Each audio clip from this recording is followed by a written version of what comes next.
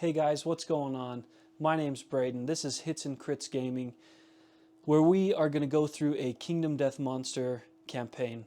Very passionate about this game. Been playing it for a few years with some awesome groups and had a great time. I'm going to be endeavoring on this campaign solo, and I'm looking forward to it, and I'm looking forward to the new experiences and new people. I think it's going to be great. Let's go ahead and get started. Okay, so to set up our campaign, we're going to go through the story of Kingdom Death. Once upon a time, there was a place of carved stone faces. A man with a lantern lay sleeping a dreamless sleep. The man knew nothing. One day, the man woke up. He rubbed the dried ink caked over his eyes and opened them. Around him, he saw other people stirring, and beyond, a horizon of unbroken darkness. A woman approached the man with the lantern. Her soft hand reached out to him. They had no words. They were a mystery to each other. Suddenly, a monster emerged from the darkness, its eyes wild with hunger. It attacked. The people were no match for the monster. It tore their flesh and crushed their bones between its teeth. Some it devoured whole. Overcome with terror and grief, the man with the lantern collapsed to the ground. Cold stone noses pushed into his side. There was no escape. But the man did not want to die. Desperately grasping at the cold stone faces, he felt a crack and tore at it with all his might. A piece of stone came free. It was sharp and deadly. The man with the lantern scrambled to his feet. His weapon clenched in his fist, he took a deep breath and roared into the darkness. Somewhere, in the place of stone faces, nameless men and women stand together. They have nothing but a need to survive and a lantern to light their struggle. Okay. Okay, to start things off, we are responsible for building 4 starting survivors. Now, just for attachment's sake, for this first prologue fight, the names of our survivors are going to correlate with the color that they're assigned. That will be easy for identification and things of that nature. As long as it's all right with everybody, we're going to go ahead and name them pending their return to the settlement after the prologue fight. Our survivors are given 2 pieces of equipment to start each campaign, the first of which is a founding stone. The founding stone is a weapon used by our survivors. It's a stone weapon. We can spend our activation to sling the stone from anywhere on the board. Archive this card for 1 automatic hit that inflicts a critical wound. Now, unfortunately, archiving this card means we have to put it back in the game box, meaning we no longer get to use it for the rest of the campaign. The statistics on the founding stone are a speed of 2, which means we're rolling 2 dice when attacking, a accuracy of 7+. That's what we're going to have to roll to flip a hit location to give us the opportunity to wound a monster. Assuming we successfully hit the monster with a 7 or better, we then move on to our bottom number there, which is the strength of this weapon. The strength on this weapon is a 1, which we take the toughness of our monster and we subtract the strength of our weapon to get the number we need to roll to inflict a wound on said monster. We're given 1 piece of armor to our waist location, and it's just a piece of cloth. It says the cloth protects your waist. Gain 1 armor point to the waist hit location. Pretty easy there. A survivor's act consists of 2 things. You have a movement and an activation to spend. Generally, survivors have an overall movement of 5. It doesn't matter which order you spend those activations in, so long as you complete the full activation, meaning you can't move 3 spaces, attack, then move 2. You have to fully use your movement when you move. Survival actions are given to each survivor. So survival is a currency that each of our survivors has. Right now, at the beginning of the campaign, all our survivors have 1 survival, and we can only use that to dodge, which means we can avoid the damage from a hit. If we lose our weapons in our gear grid, we have 1 base weapon that's every survivor has. It's for unarmed combat, and it's fist and tooth. So you don't have to be out of weapons to use it. You can use it at any time, but it's got its own statistics here. So it's got a speed of 2, meaning 2 dice, the accuracy of 8, but it's got 0 strength. So you have to outroll the toughness of each monster without any weapon strength. It does have deadly though, which means we get +1 luck when we attack with this weapon, which is nice, meaning we critically wound monsters on 9s and 10s, which generally has a much more beneficial effect for the survivors. Whenever we set up to fight a showdown monster, they have a very specific set of rules that go with fighting that monster. How many cards are in the health deck, how to set that up, things of that nature. For the White Lion setup, it gives us a specific count of cards to use and specifically what those cards need to be. Now we're supposed to set Claw aside and shuffle the remaining cards. Place them in a stack face down on the monster control panel. When it comes to the hit locations that we draw, this is a thicker deck. For this fight only, when we set up the White Lion hit location deck, hit location cards are used to track where the White Lion is hit when it's attacked. Take the White Lion's hit location cards and set aside Strange Hand.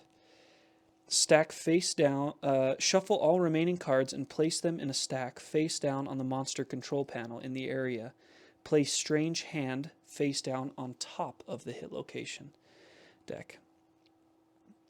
This provides survivors with the opportunity to throw their stone for the guaranteed critical effect to gain a massive bonus for the survivors if they so choose.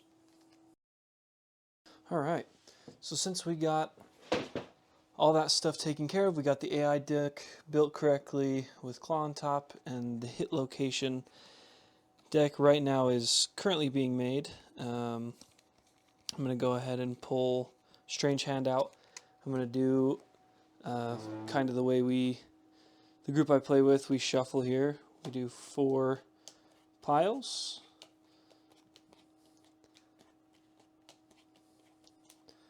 And then we just pick those back up in random order. So I'm a big routine guy. I like to go 3, 1, 2, 4. So that'll be our trap cards shuffled up in there. And then Strange Hand will go right there on top. And over here to the hit location area. So we are going to go ahead and get started here. We are prepared for what his first attack is going to be. We know what it is, but we're going to go ahead and move forward with that anyways. So White Lion draws. He draws Claw. So we pick our target, closest threat facing in range. That's pretty easy for us. We're all 4 in range. And we'll go ahead and move them up. 1, 2, 3, 4, 5. Okay.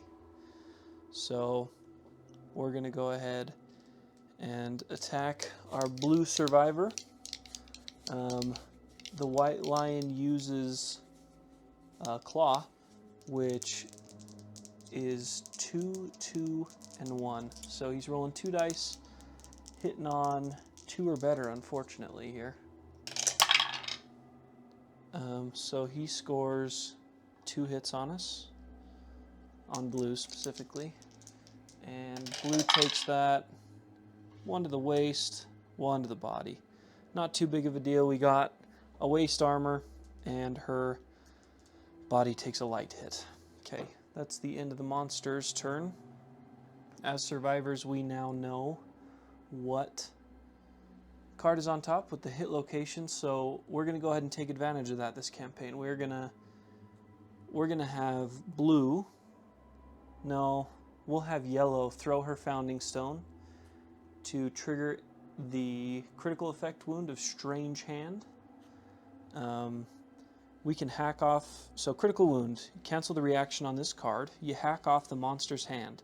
Spend 1 survival to treasure this moment and gain +1 permanent strength. And it's a persistent injury, lost hand. So we're going to spend yellow's survival, and she gets +1 permanent strength. So that was great start so far. We've wounded. And let's see what we can do with the rest of our survivors. So we'll move up first with red. 1, 2, 3. Red is using the only weapon in his gear grid, the Founding Stone, which has a speed of 2 and an accuracy of 7. So he's going to be hitting on 6+ because he's in the blind spot, which is the 2 spaces directly behind the monster. And you get an accuracy buff of -1 whenever attacking from the blind spot. So let's see if we can roll some 6s here. Oh, excellent. 2 8s. That will be a great start to our attack. So the first AI card we draw is Beast's Maw, followed by Beast's Elbow. These both have failures, so they're not ideal, but Beast's Maw keeps him at least in range. Unfortunately, if we fail this, there's a solid chance we'll be knocked down, but the monster doesn't run away and grab our front-facing survivors, so we're going to go ahead and try to wound on Beast's Maw first, which the Prologue White Lion is set up with 6 toughness. So now that we've inflicted a hit, we take the strength of our Founding Stone, which is a 1, and we subtract that from the monster's toughness, 6. So we inflict wounds on 5s or better here. Let's see what we got. A 6. Great start. So that's Beast's Maw. We get to cancel the failure because we were successful, and we get to remove another AI. Okay. So now to settle Beast's Elbow, we're still going to be looking for that 5+. A 9. Wonderful. So we get to cancel the failure on that card as well. Discard another AI. An extremely successful attack from red. We'd love to see that. Now we're going to step up with green. And he's going to be doing the same thing with his Founding Stone. Since he's in the blind spot, we're going to be the exact same here. Carbon copy of last attack. Looking for 6s first. Oh, we had a jumper, so we're going to re-roll that one. Oh, okay. Dice Tower rules say 1 hit of an 8. We draw Fleshy Gut. Fleshy Gut has a failure attached, so we'll just go ahead and roll here and hope for that 5+. An 8. More than enough. We get to cancel the failure on that and remove another AI. Alright, so our last survivor able to go this round is blue. She's unable to get into the blind spot, which is okay. We're going to go ahead and attack with her Founding Stone. Since she's not in the blind spot, we don't get that accuracy buff, so we're going to be hitting on 7s or better here. 2 8s. Who needs the blind spot when you roll so well? Fantastic. We draw Beast's Tricep. Ah, clever ploy, trap card. Right in there to break our flow. Okay, trap. So we reshuffle the hit location deck, which I'll do here in just a minute. The attacker is caught in the White Lion's ruse and is savagely mauled. So the attacker is doomed. We'll perform the White Lion's basic action targeting the attacker. So just for future reference, doomed means we may not spend survival as survivors until this card is resolved. So unfortunately that trap will cancel all possible hits, and our White Lion's going to go ahead and attack blue. So White Lion's basic attack is 2 dice. They'll be hitting on a 2 or better here for blue. Ah, 2 hits. Almost had 1 miss there. Blue takes damage to her body and head. That is not great. So that will be a heavy hit on both her body and her head, so she will be extremely knocked down. But we can't dodge any of those, so that's kind of as good as it gets, unfortunately. So we're going to go ahead and reshuffle that hit location deck. So we'll just mix our cards up here. And then we're going to go ahead and do our 4-pile strategy again.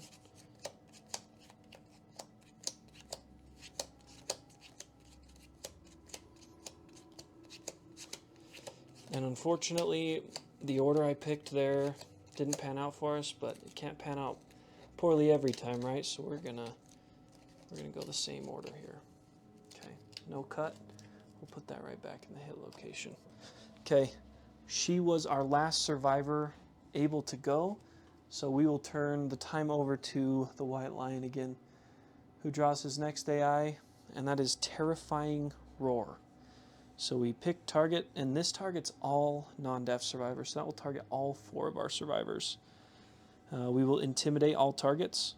Roll 1d10 per target if the result is 2 or higher and is higher than the target's courage. The target suffers 1 brain damage per monster level and knock back 6. Youch. And then perform basic action, target the furthest survivor in range. Okay, so we'll just go down the line here. Yellow first. That's a 5. So 5 takes 1 brain damage, which is her light hit, and then knock back 6. 1, 2, 3, 4, 5, 6. We'll go to blue next. 6. Ouch. So blue, 1, 2 runs into the edge of the board, stops their movement there. Green, 8. Dang, we were rolling well. 1, 2, 3, 4, 5, 6. Suffers the brain damage, and last but not least, red. 9. No luck there for us. 1, 2, 3, 4, 5, 6, 6. Okay, now moving down the flow, we perform basic action, targeting the furthest survivor in range. Now the White Lion has a range of 6, so 1, 2, 3, 4, 5, 6. Yellow's not in range, but red or green will be. So we'll 1, 2, 3, 4, 5, 6. We're just going to have him go ahead and attack green. He performs his basic action, which is 2 speed, so 2 dice with that accuracy of 2+. There's a 1. All right. So green takes 1 point of damage. Oh, we got a jumper. Reroll. 1 point of damage to his waist, which is the best place for us to take it right now because we have that 1 armor point there. Okay, that will be the end of the White Lion's action. So back to our survivors. Yellow's so far out of the way, we're just gonna 1, 2, 3, 4, 5. That's the best we can do with yellow. Which is probably okay for this time around. So we'll jump around with green here. 1, 2, 3, 4, 5. Always want to get to that blind spot if we can to get that accuracy buff on our attack. Oh, 2 horrible attempts. 1, 2, 3, 4, 5. Let's hope the dice haven't gone cold on us here. Okay, 1 hit. We'll take that. We draw Beast's Ribs. So this has a wound effect. We will cross that bridge if we need to. 5+. 4. We miss, which actually cancels the wound on that card, even though it wasn't necessarily a negative wound. So just like that, we're back to the White Lion's attack, and he draws Chomp. Closest threat facing in range, which is directly out in front of him, and nobody's out in front of him, thankfully. And then closest threat in field of view. That is going to be yellow. So he is actually going to turn and just run right through us. 1, 2, 3, 4, 5, 6. So he will not get to yellow, but he grabs red and green. So they're both knocked down, and they both suffer 1 point of damage from grab from the White Lion. So green will suffer a point of damage to his legs, no problem. And then red suffers 1 to his body. Okay. That is a bummer. That will end Chomp for the White Lion, bringing up the survivor's turn. Blue will stand, and we'll try to get some hits in here. Let's move up with blue first. 1, 2, 3, 4. Blue's attacking with her Founding Stone in the blind spot, looking for 6s. 1 hit. Okay, that draws Beast's Brow. Oof, this has a wound that is not very great. Spinner. Oh, instant fail. Okay, that cancels the wound reaction on that card, and our last survivor able to go is yellow. 1, 2, 3, 4, 5. Since yellow has thrown her Founding Stone, she'll be attacking with Fist and Tooth, which is still 2 speed, so we still get 2 dice, but an accuracy of 8+. Ouch. Let's see what we can do. Oh, another spinner. A 9 and a 6. We'll take 1 hit. Glorious Mane, Impervious. So we will be looking for a critical wound here to get some resources. So close. An 8. Unfortunately, we will not be able to draw an AI wound for that card, which renders the survivor's attack complete. Back to the White Lion. Power SWAT. So we pick target closest threat facing in range. Since our red and green survivors are knocked down, they are not considered threats.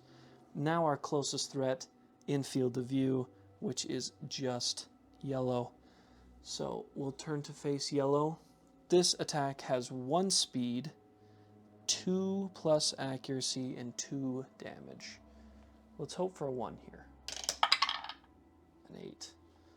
Okay, yellow takes 2 damage to her body.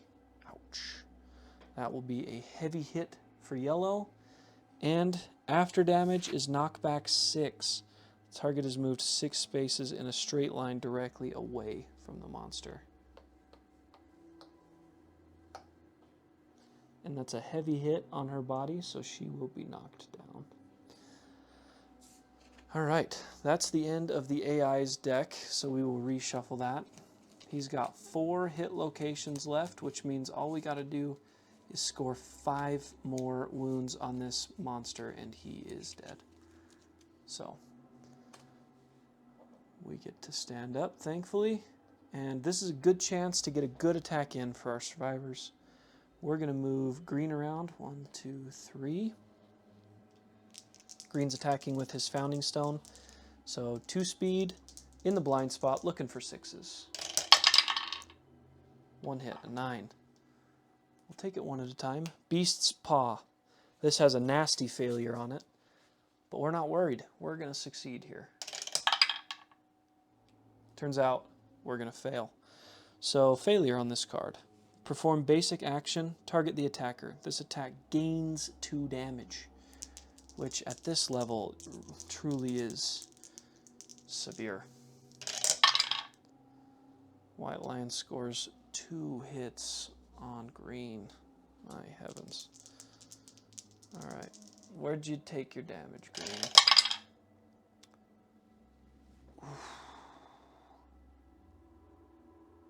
Wowza. Okay, well, goodness.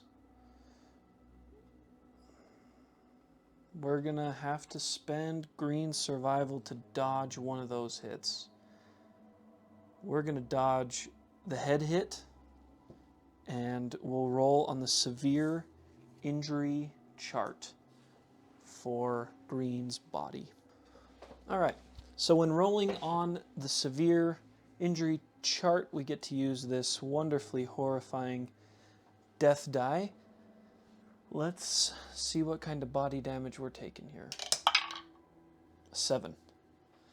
Okay, A 7 to the body is a ruptured spleen. A vicious body blow. Skip next hunt. Gain 2 bleeding tokens. 4 green. Okay, so that will result. I'm not sure.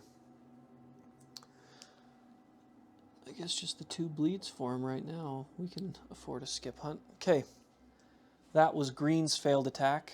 We're going to go ahead and see what blue can do. That 2 speed in the blind spot. 1 hit. Kind of tired of the 1 hit at a time thing. Beast's tail. Ooh, got a nasty reflex. Nasty, nasty.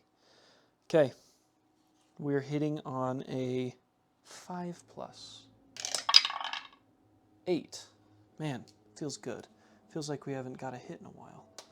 So unfortunately the reflex, full move monster forward in a straight line, cancel all hits now out of range. So he's gonna move 1, 2, 3, 4, 5, 6. And that is a bit of a bummer. Green's set down here and takes 1 die of damage from grab. To his body, no! Oh no, the worst possible place. That takes us back to the severe injury chart. Oh man, let's see if we can get lucky twice. An 8. Oh man, lucky roll. An 8 on the body is a broken rib. It hurts even to breathe. Suffer -1 permanent speed. This injury is permanent and can be recorded multiple times. Gain a bleeding token. Green now has 3 total bleeding tokens and -1 permanent speed. That's gonna hurt pretty bad. I'm not sure that blue can get 1, 2, 3, 4, 5. Oh, yes she can. Blue can get in there, so we're gonna go ahead and get in there. Blind spot, looking for some 6s. Oh, wonderful. Dice Tower rules say we scored 2 hits there. That draws Beast's Elbow and Beast's Scapular Deltoid. Both of these have failures with the same result. Oh, and green's just going to continue to get hammered. So, oh boy. Let's just hope for 2 successes here. I think she can do it. 5+, 50% chance. Nice. 7 right off the bat. That discards an AI and discards Beast's Elbow. So now we're going to resolve Beast's Scapular Deltoid, hopefully with another hit. Oh, just short. The White Lion will full move directly away. 1, 2, 3, 4, 5, 6. We'll be knocked down right there in front of him. Green takes another damage to the legs. Whew, I was definitely thinking that was going to be to the body. Okay, that's all our survivors are going to be able to do. We're going to pass the torch back over to the White Lion, who draws Power Swat. This targets the closest threat facing in range, closest threat in field of view. So he's going to turn 180 and head right towards blue. 1, 2, 3, 4, 5. He's going to get there easily. And he's going to attack her with 1 die, 2 accuracy. 1. We need a 1 here. Come on, spinner. 6. So blue's going to go ahead and spend her survival to dodge this because after damage knocks her away and she's already hurt. So we're going to spend her survival to dodge. And I think that's best case scenario. So we stand back here. Green was knocked on our turn for his attack, so that was the end of the next monster turn, so they're back up. And we've got all survivors up, able to attack here, which is a big deal. So we're going to go with green first. 1, 2, 3, 4, 5. Green's going to attack from the blind spot. 2 dice. We're looking for 6s. 1 hit. Man, we got to finish this White Lion off. We are dwindling. Okay. Beast's flank. There's a wound, but we'll take it just to get rid of the AI. Yes, an 8. We do succeed in the wound. Cats hate this. The monster's very upset. Attacker gains priority target token. We do get to discard that AI, but unfortunately, green gains the priority target token. Okay. Green's got priority target. But we're only looking for 2 more wounds here to end this fight. 1, 2, 3. No blind spot buff, 7s only. 7s and higher, of course. 2 hits. Can she finish up right here? We get Beast's Temple and Beast's Tricep. Both have failures. They're both the same. So we're just going to go right after Beast's Temple first. 5+. 7. Wonderful. We get rid of that last AI card. We do not observe the failure. And right here, can blue finish the job with a 5 or higher?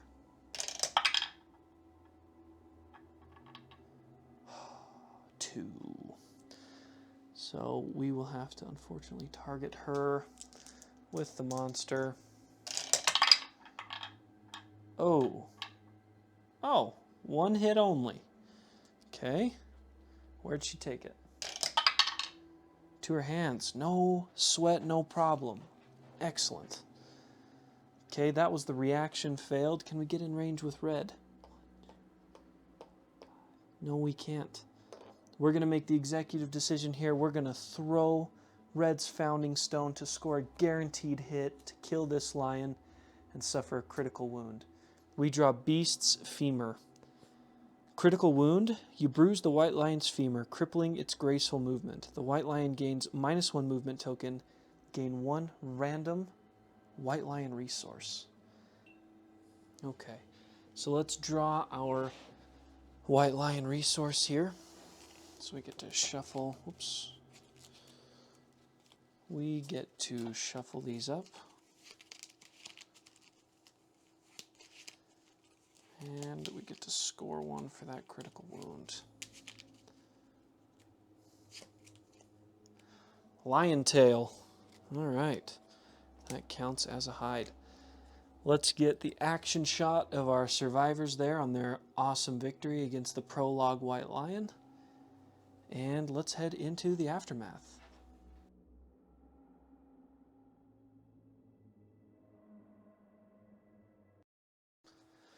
Alrighty, so survivors are victorious. Collect our rewards. By scavenging the monster's corpse, the survivors earn resources. This is in addition to any resources earned from critical wounds during the showdown, like our lion tail resource. So we will take out the white lion's resource cards, shuffle them, and draw 4. Alright. So we'll just go 1, sinew, 2, white fur, 3, great cat bone, 4, shimmering mane. What a good spread of resources. Very nice. Okay, and then we'll take out our basic resources, shuffle them, and draw 4. A lot more of these. Alright. 1, monster hide. 2, monster hide. 3, monster hide. 4, perfect bone. Alright. We place all resources face up on the table, like we've done. If players lost their survivor in the first story, which we were lucky enough not to, they perish. The perished survivor's gear and resources are not lost. They are returned to the settlement with the remaining survivors, which is great. Okay, now we'll move on to building our settlement. Alright, building our settlement follows very specific steps. So we've done setup, but right here, our survivors return. So we heal our returning survivors, removing all tokens, but we do not remove gear. We also have the opportunity to gain endeavors. We gain 1 endeavor from each returning survivor. We are lucky enough to have all 4 survivors return, so we gain 3 endeavors. We now update the timeline. Okay, so we would normally on a normal year draw a settlement event card and resolve it. So this year we are specified to draw the first day settlement event. So we're going to go ahead and draw that and read it. So first day. The first day settlement event will help you set up your settlement. It is the first event of any new campaign. The survivors wander, drawn to a blooming light in the distance. They find the serene comfort of a towering pile of lanterns and a small collection of scared people. On a deep instinctual level, they know this area is safe and they make it their home.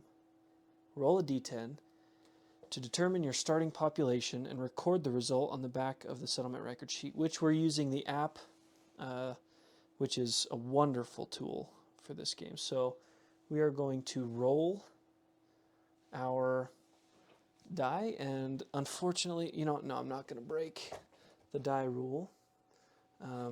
We roll from a die tower exclusively in this campaign. So let's see what we got here. 9. See, we don't break from habit. 7+. We gain 10 unnamed survivors plus our 4 returning survivors. Wonderful. That was the best roll we could have hoped for there.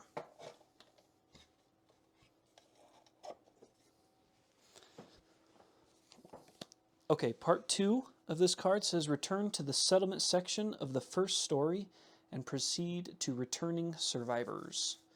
Okay, which is a event in our book. So we're going to go ahead and turn to that page right now. Returning survivors. First words. The nominated survivor steps forward and gains +1 courage. They lead the other survivors in learning to speak to one another. They discuss their situation, realizing they must hunt to live. Add the White Lion to the quarry list on the settlement record sheet. Your settlement gains the language innovation. Search the innovation cards for language and place it face up in your play area, recorded on your settlement sheet. Language is your first innovation, and it will spark the creation of the innovation deck. Okay, so we've got our language and innovation deck set up here in our play area. We also get to add the glowing center lantern horde. So, armed with language, the nominated survivors aptly name the glowing center of their home the Lantern Horde. The settlement gains the Lantern Horde settlement location. Our nominated survivor sits in front of the Lantern Horde in awe and gains an understanding. They must skip the next hunt as they ponder the meaning of existence. So, since we gave the courage and understanding to Blue, they will have to skip the next hunt, unfortunately, but that's okay. Alright, so now comes the point in our settlement phase when we spend our earned endeavors and resources. So, looking at the Lantern Horde, we can spend our endeavors to build other locations within our settlement. With this being the first round, I really feel like it would be a mistake to not do this, so I'm going to spend 1, 2, 3 endeavors to build the Bonesmith, the Organ Grinder, and the Skinnery.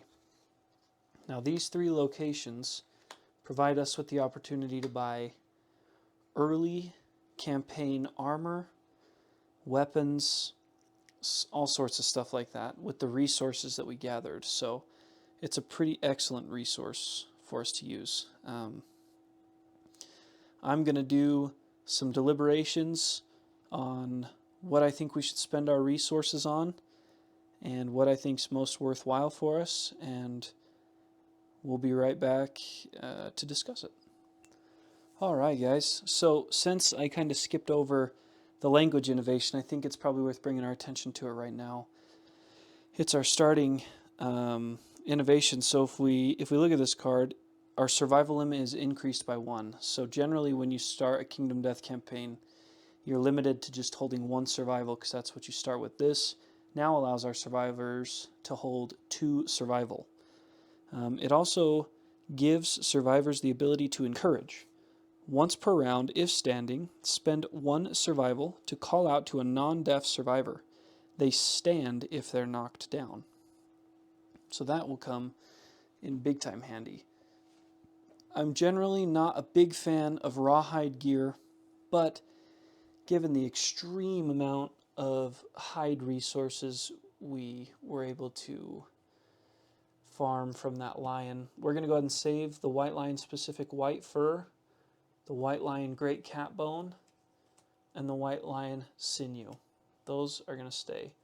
We are, however, going to spend 1 monster hide at the skinnery to buy the rawhide headband. We're then going to spend another monster hide, so we'll set those out there, another monster hide at the skinnery to produce rawhide gloves.